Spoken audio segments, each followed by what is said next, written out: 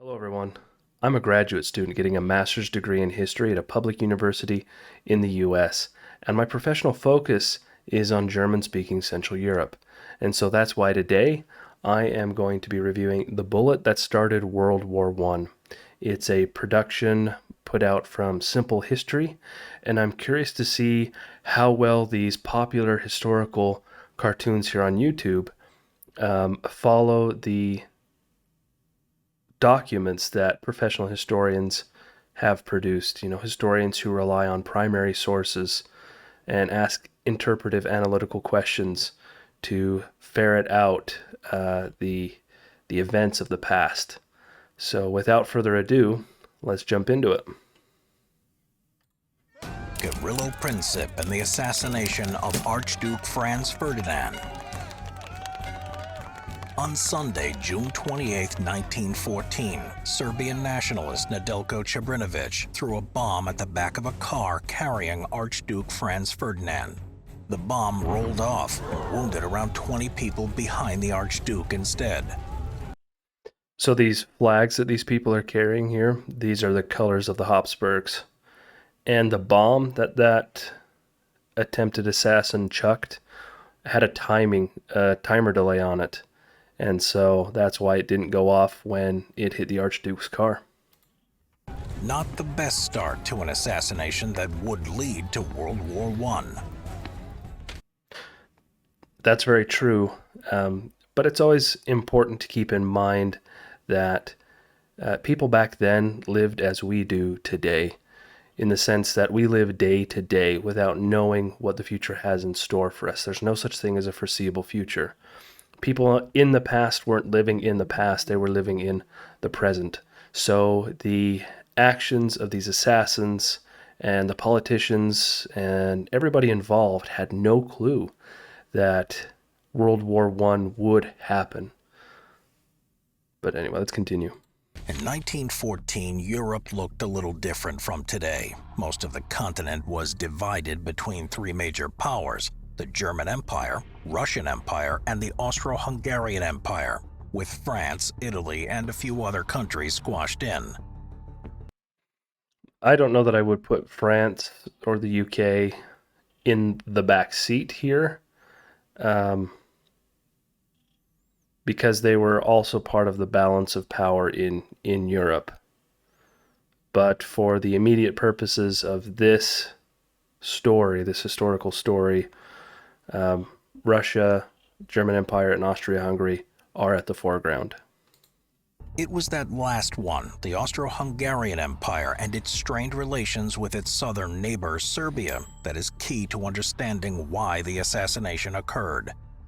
Serbia had grown to detest Austria-Hungary after it occupied its neighbor called Bosnia-Herzegovina, first in 1878 and formally in 1908.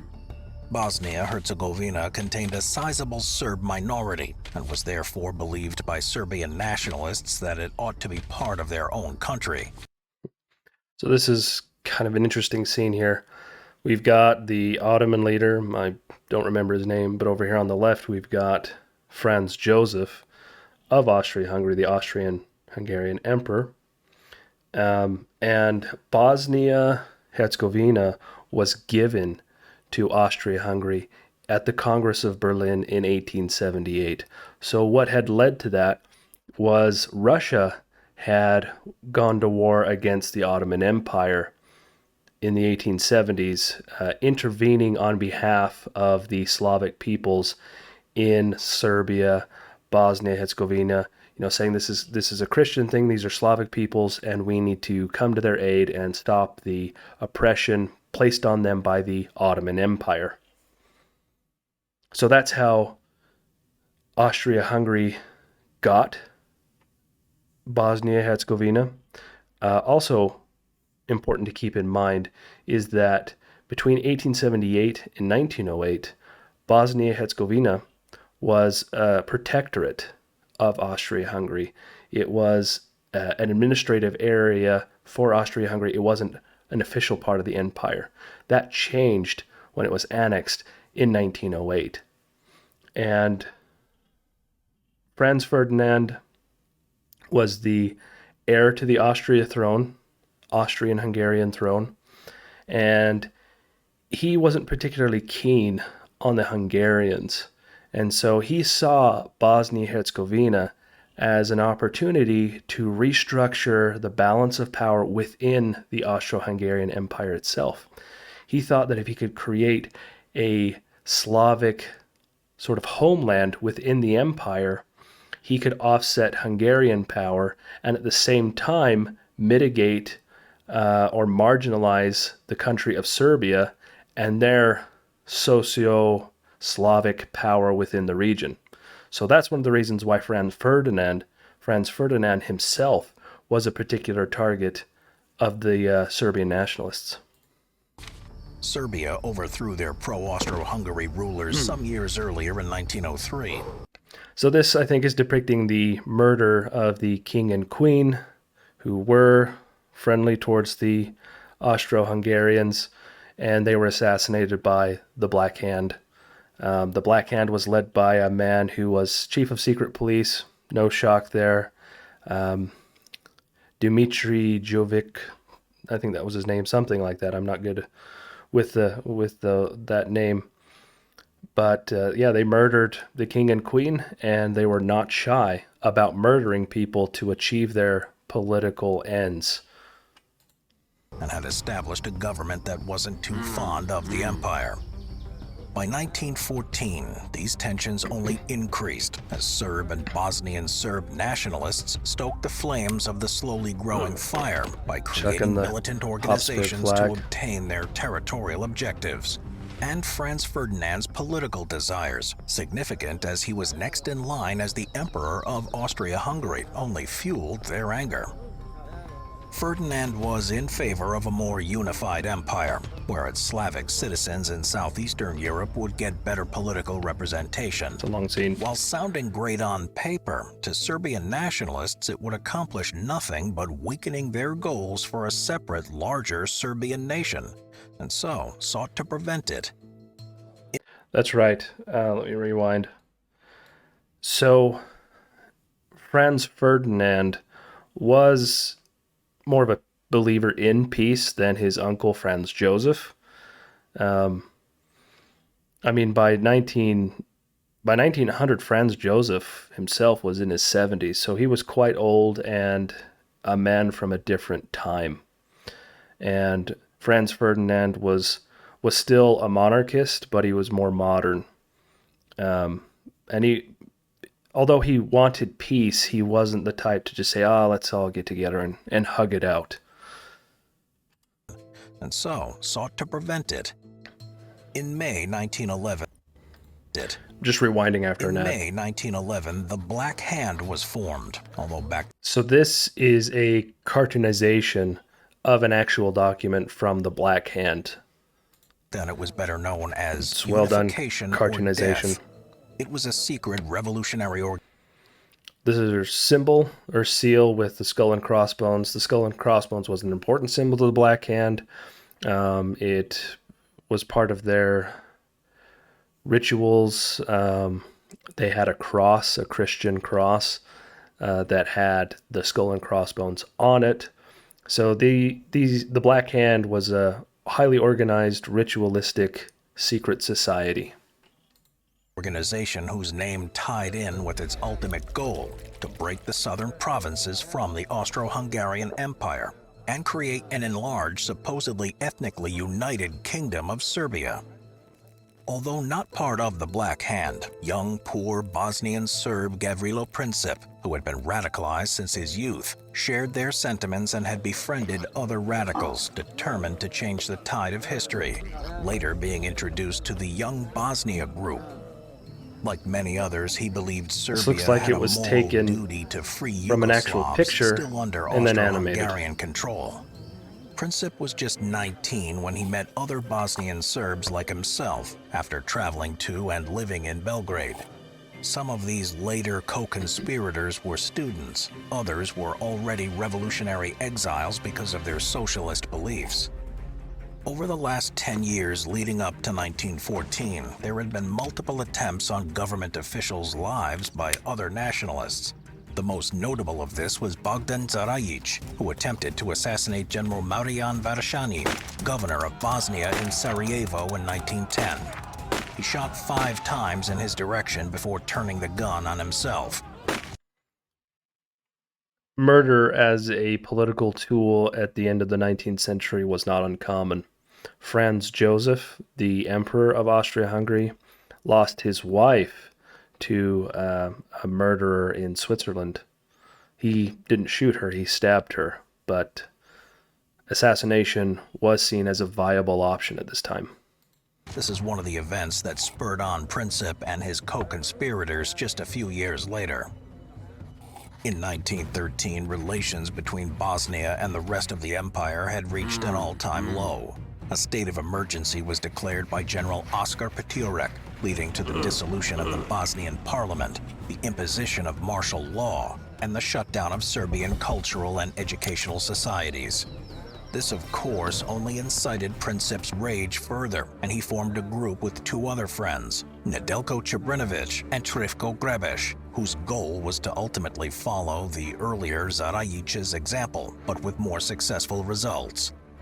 They were not the only ones who had such designs. The Black Hand, this is another Princip scene that looks like a friendly picture that's been animated, already busy cartoonized forming and their own animated. plans. In Sarajevo, a prominent member of the organization, Daniel Ilic, sent Čebrinović a note, a newspaper clipping regarding the Archduke's planned visit, and a single word in the margins, "Greetings." Čebrinović showed the paper to Princip, who had the same thought. This was their opportunity. This was not the young men's first encounter. Ilic and Princip were already friends, along with Čebrinović and all members of the Young Bosnia Group, a revolutionary anti-Austro-Hungary group. Ilic would later claim he coordinated the attack completely, although in truth he had been less the puppeteer than the puppet.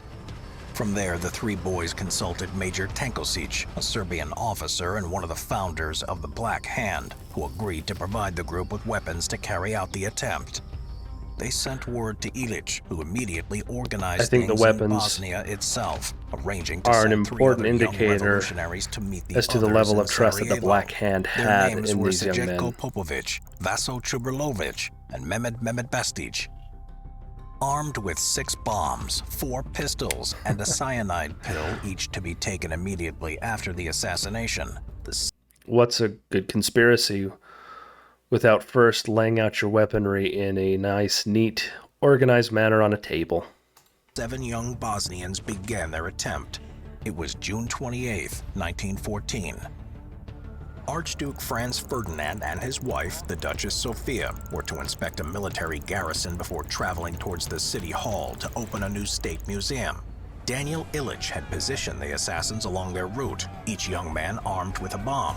But it turns out, killing is a lot easier in theory than in practice.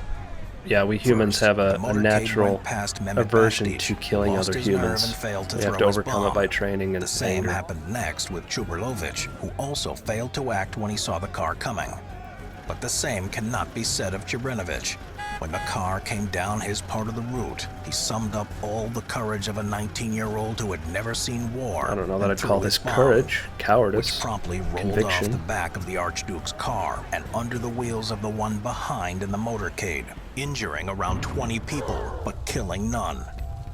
What followed was more like a Looney Tunes episode than real life. Čebrinović immediately swallowed his cyanide pill before jumping in the river. Unfortunately, the pills were old and ineffective. Had to rewind because of an ad. The young student, all it did was make him vomit. And rather than the river washing him away, Čebrinović found himself standing in 13 centimeters of water as the river had dried up in the heat, before being dragged out by police and beaten up, before being taken into custody.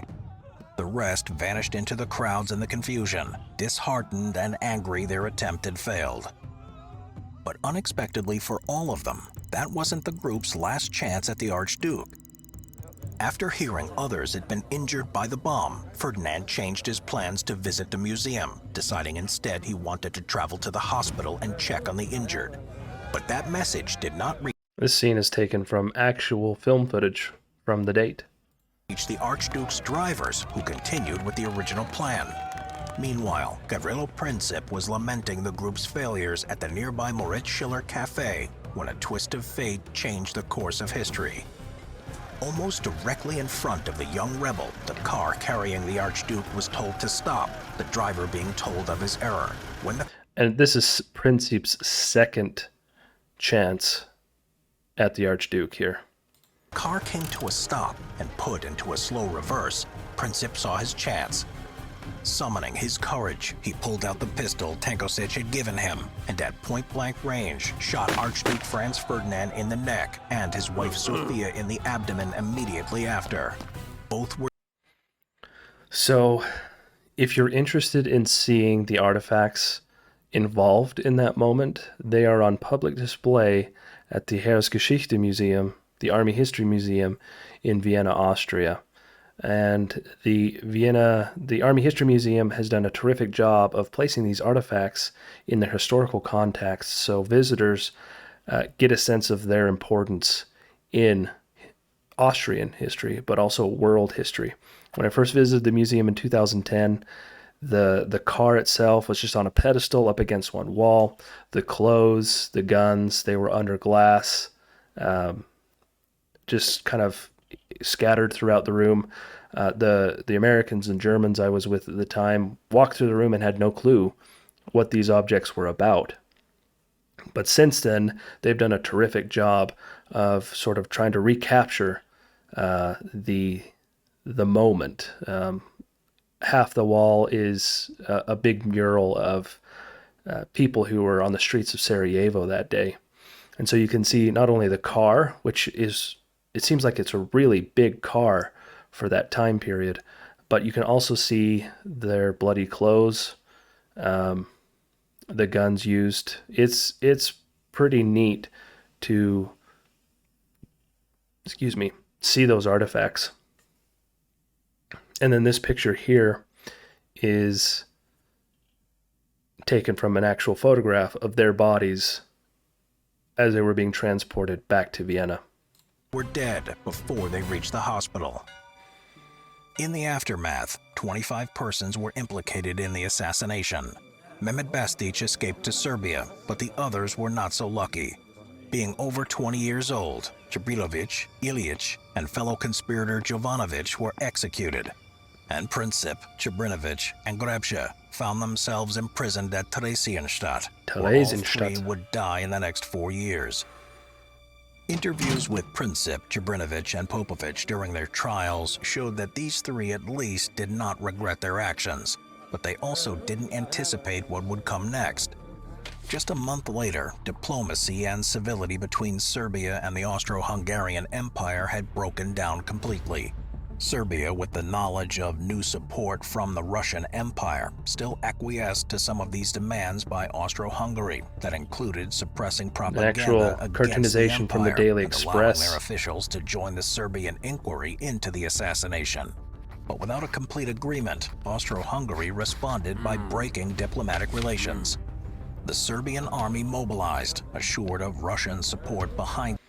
So, in the aftermath of the assassination, there was an immediate desire to go to war against Serbia. But without the agreement of Hungary, war would have been impossible on the part of Austria-Hungary. So there was some delay due to ministers in Hungary.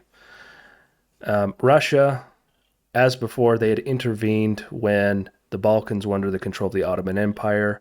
So there was political, historical precedence now for Russia to intervene on behalf of these people again, this time against Austria-Hungary. Austria-Hungary too did not stand alone, however, having nurtured a pact of alliance with the German Empire. Seeking to assure their ally, Kaiser Wilhelm II and his administration issued the infamous blank check to the Austro-Hungarian government, promising uncompromised assistance in their endeavors in the Balkans. So the blank check is an important fact in this story. And the blank check didn't happen a month after the assassination. It happened on July 5th, so about a week after the assassination happened. And the way it happened is worth noting here.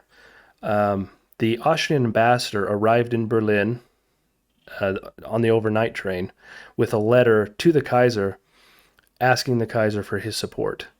And after reading the letter, the Kaiser Wilhelm said, I need to talk to my counselors before I make any firm decision on this.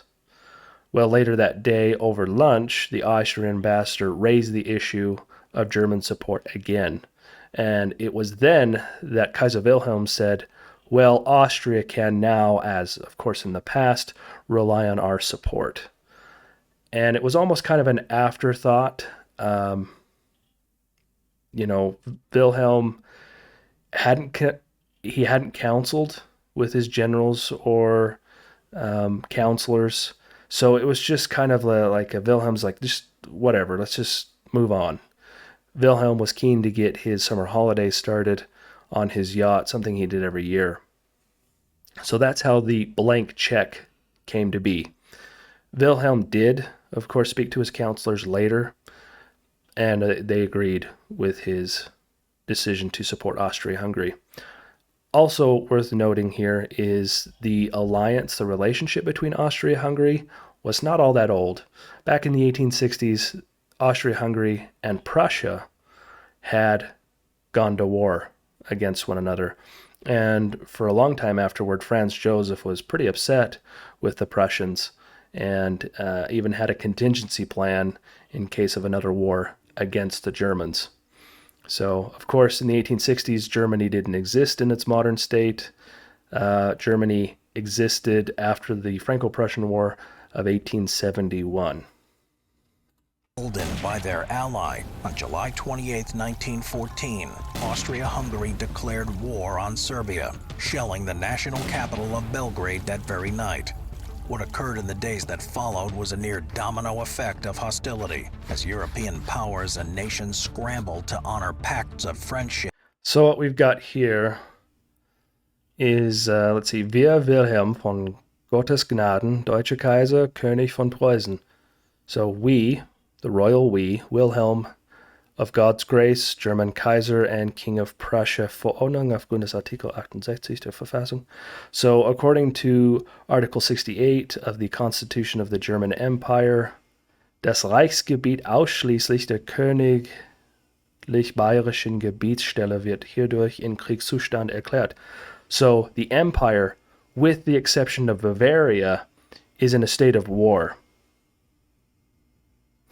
Diese Verordnung tritt am Tage ihrer Verkündung in Kraft. So this is happening with immediate effect. So the empire, with the exception of Bavaria, is at war. Bavaria has a unique relationship with the rest of Germany, something that exists even today. So Bavaria has always been its kind of own independent state. To make a comparison, it's kind of like the Texas of Germany. But also, by the time Austria-Hungary attacked Serbia, the Austrians and the Austro-Hungarians had lost the sympathy of Europe. So they no longer looked like they were responding to an assassination, but rather an aggressor against the Serbians. So had Franz Joseph acted sooner, had the Austrians acted sooner against Serbia, things may well have been very different from the way they turned out. And alliance, Europe, as historian Christopher Clark has written, sleepwalked into war, triggered in earnest by an angry 19-year-old boy, Gavrilo Princip. That was good. I gotta say, I liked it. I feel like it followed the history quite well, quite closely. I liked that the animation wasn't silly. These were very serious. I mean, people's lives ended here, and they ended during the war. So it's not something to be really silly about, I would say. Let's see if they have a bibliography or a sources side. Yep, bibliography. Looks like they're using Chicago to cite, which is typical for historians. Who made this? Daniel Turner, Bachelor of Arts, Honors History, University College London. So nice to see that he has some historical training. And I recognize Margaret Macmillan's name, Oxford University Press. So, yeah, it looks like they've done a super job of relying on credible sources for their narrations. So, well done to Simple History here.